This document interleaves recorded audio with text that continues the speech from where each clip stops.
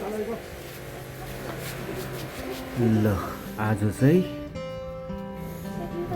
कुकुर नहिलेको छुट्टी यसरी आफ्टर अफिस इभिनिङ टाइममा आज कुकुर नहिलेको अनि विशेष यो कुकुर चाहिँ स्ट्रिट डग हो। स्ट्रिट डग भन्दाखेरि पनि सायदै यो कुकुरलाई पहिला कसैले एकदमै राम्रोसँगले पालेको हुनुपर्छ। अनि यसरी विशेष यो कुकुर चाहिँ हाम्रो कोलोनीमा आएर बसेको चाहिँ झन्डै 3-4 इयर्स भन्दा पनि ज्यादा भइसक्यो होला। अनि यसरी at the most of the time हाम्रै घरमा बस्छ। अगाडि आएर फुट म्याटहरू सुतिबस्छ अनि एकदमै राम्रो छ। र विशेष यो कुकुर एकदमै यो कुकुरको हेबिट एकदमै राम्रो छ। अनि यसरी नुहाइदिई माग्छ बेला बेला नै। विशेष म आफै नुहाइदिन्छु यसलाई। विशेष मान्छेकै जुन चाहिँ स्याम्पो युज गरेर नुहाइदिन्छु। किनकि मान्छेले युज गर्ने स्याम्पो एकदमै नर्मलै हुन्छ, त्यसै कारण यो स्याम्पो नै यसलाई युज गर्छु। यसको नाम फर्स्ट के थियो थाहा छैन, र जब यहाँनिर बसेपछि स्नो वाइट भनेर हामी भन्छौँ। एकदमै राम्रो हेबिट भएको कुकुर छ।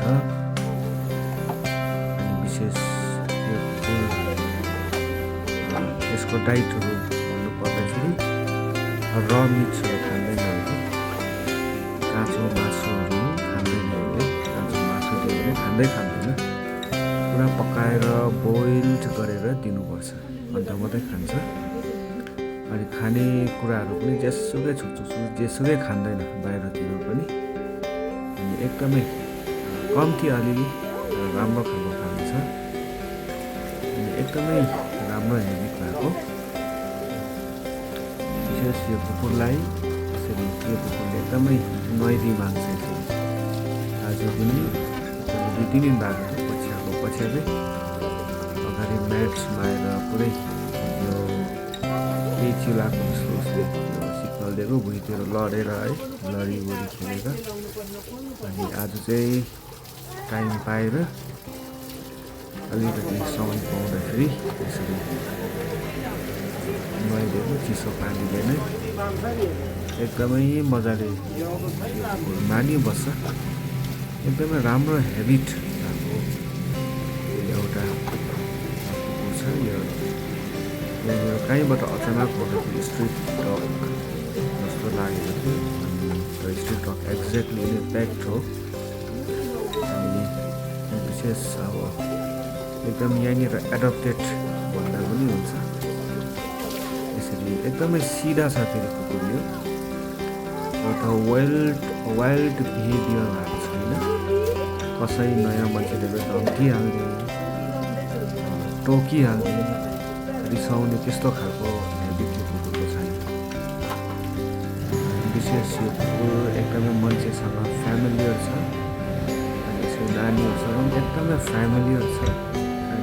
अनि विशेष नानीले यसरी खेलिबस्छ, एकदमै मन पराउँछ यो कुकुर। केही कुरा हातमा यसरी केही कुरा खानेकुरा दियो भने झम्टेर यसो खप्पै खाँदैन, एकदमै सफ्टली त्यसलाई लिएर जान्छ अन्त खाने गर्छ। That means this dog has very good habit. एकदमै गुड नेचरको छ। अनि फिमेल हो यो डग, सबै अपरेसन भएको। सायद कसैको कुकुर यो हुनसक्छ। तर यहाँ माथि भेटेनेरी जुन चाहिँ हस्पिटल यहीँनिर छ चारा। अनि त्यहीँनिर सायदै उहाँहरूले यसरी कहीँको कुकुर यसरी लथालिङ्गै भएको कुकुरलाई ल्याएर उनीहरूले अपरेसन गरेर छोडिदिएको जस्तो लाग्यो। कुकुर चाहिँ यहाँनिर आएर बस्छ। अनि विशेष कुकुर एकदमै मनपर्छ मलाई। साइनोफाइल भन्दाखेरि पनि एक्ज्याक्टली अब सबै कुकुरलाई एडप्ट गर्नु त सकिँदैन। कुकुर मनपर्छ भन्दा पनि सबै कुकुरलाई एडप्ट गर्न सकिँदैन। तर जुन कुकुरले चाहिँ एकदम पछि लागेर फलोअप गरेर यसरी है आउँछ, अनि त्यो कुकुरलाई यसरी है म एडप्ट गर्न सक्छु, मतलब है त्यसलाई एकदमै राम्रोसँगले यसरी आउने कुकुरहरूलाई राम्रैसँगले केयर दिन्छु। यो होइन कि कुकुर अर्को कुकुर देख्नु साथ यसरी खेलेर ढुङ्गाले हिर्काएर है त्यस्तो चाहिँ गर्नु हुँदैन। अनि सबै कुकुरलाई स्ट्रिट डगहरूलाई एडप्ट गर्ने त त्यति साह्रो अब सबैको क्षमता हुँदैन। तर यसरी जुन कुकुरले एकदमै एकदमै फलो गर्ने कोसिस गर्छ, त्यो कुकुरले केही न केही एउटा हेल्प मागिरहेको जस्तो उनीहरूको सिग्नल हो। अनि विशेष यो कुकुर हाम्रो कोलोनीमा आएर बसेको अघि नै भनिहालेँ 3 to 4 इयर्सहरू भइसकेको थियो। अनि यसरी राम्रोसँगले ल्याएर बसिरहेको छ। जहाँ यसरी टाढोबाट आउँदाखेरि रोडसम्मै लिनु आउँछ। यिनीहरूको सेन्स यति साह्रो राम्रो हुन्छ, कहीँनिर आफ्नो मालिक आउँदैछ भने टाढैबाट याद भइहाल्छ। अनि त्यहाँनिर माथि रोडसम्म लिनु आउँछ, यहाँसम्म आउँछ, बस्छ है, फेरि पनि पुर्याउनु जान्छ माथि रोडसम्म। कोही बेला त है यसरी बाइक स्कुटी यसरी गाडीहरूमा चढेर जाँदाखेरि पनि यसरी खेलिन्जाल हुन्छ, घर जाँदा पुरा पछ्याउने कोसिस गर्छ। अनि विशेष यो कुकुरले मलाई मात्रै नभएर अरू यहाँनिर घरको फ्यामिली जति ठुलोहरू आउँछ टाढोबाट एकखेप उनीहरूलाई चिनिसकेकोहरूलाई चाहिँ एकदमै माथिसम्म लिनु जान्छ, फेरि यहाँसम्म नै यसरी पुर्याउने गर्छ। एकदम राम्रो हेबिट भएको एउटा कुकुर छ। अनि यो कुकुर एकदमै माया लाग्दो छ। नुहाइदिँदाखेरि एकदमै मानिबस्छ।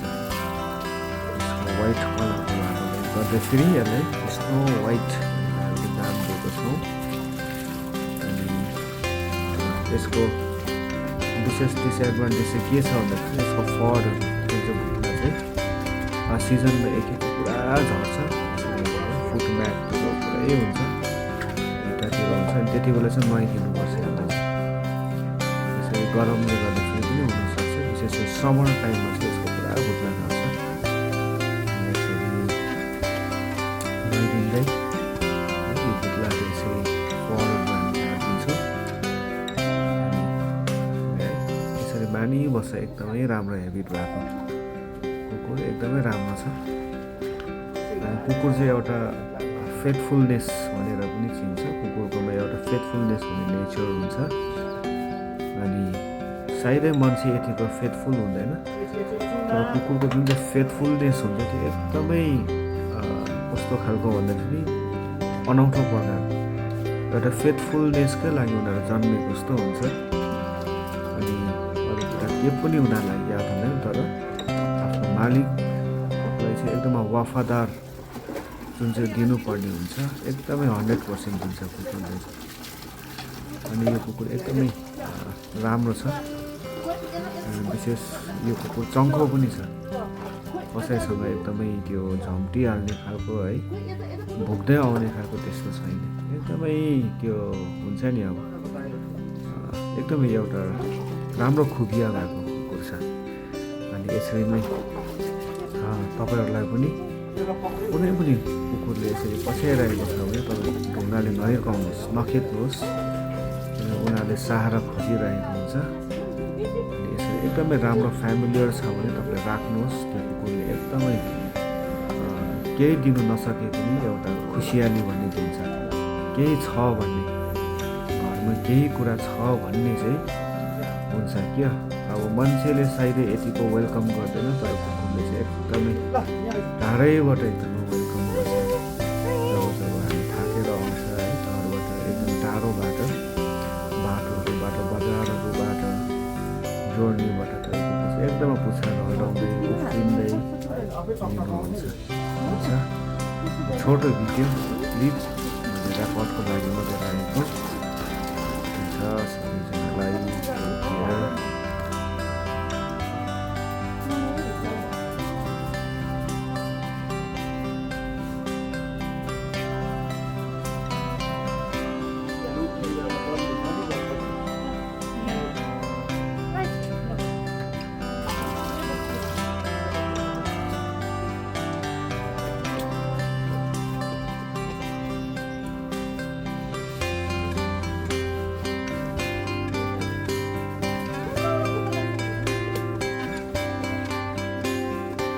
Ada खेल लडीबडी